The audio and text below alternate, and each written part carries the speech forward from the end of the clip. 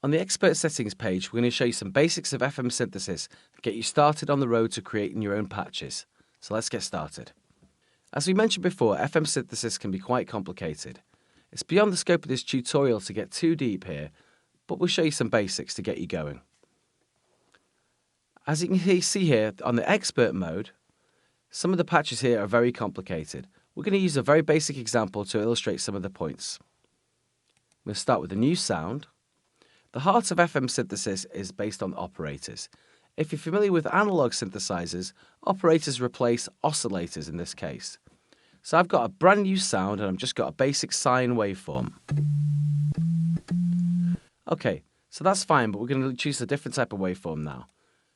I can click on this section here to pull up the different options. I'm going to choose a sawtooth. Okay, so I'm playing a sawtooth chord. The next thing we're going to want to do is add another operator. I do that by control clicking on the operator to turn it on. And I then use the FM matrix to connect this operator to the output. I do that by upwardsly dragging on the square here. Now let's choose a different waveform for operator E. I'm going to add a triangle to this one. So now you're hearing both operators playing together. Okay, so we've added some new tonal content. The principle behind FM synthesis is to have each one of these operators modulating the other one. That's why it's called FM synthesis, frequency modulation. That's easily done here by connecting F to E in the matrix.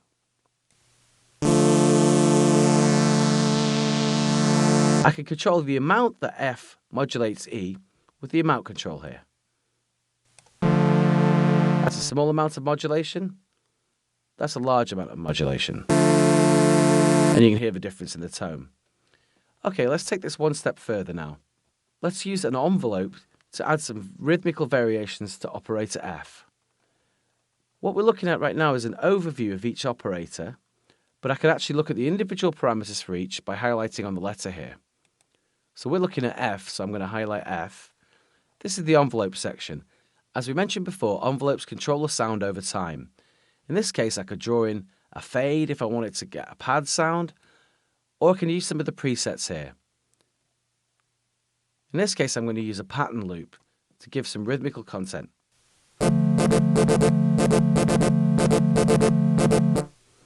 Okay, great. Let's take a look at a few more parameters in this section.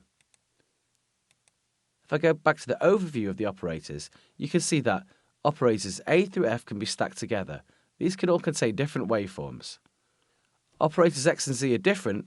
Operator X is a noise oscillator, and operator Z is a filter.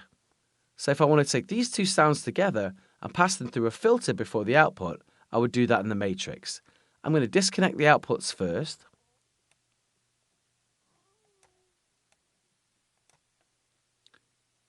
And now I'm going to have them both pass through the filter, which is operator Z. I need to turn that on by control clicking it.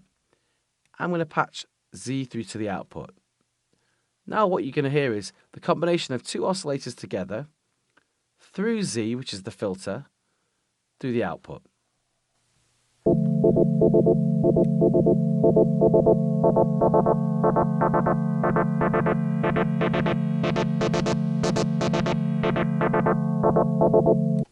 Okay, that's the basics. One more thing you need to know is that actually operator F is modulated operator E at a constant ratio. Now to make things more interesting, I can vary the ratio, and this will come up with much more interesting tonal results.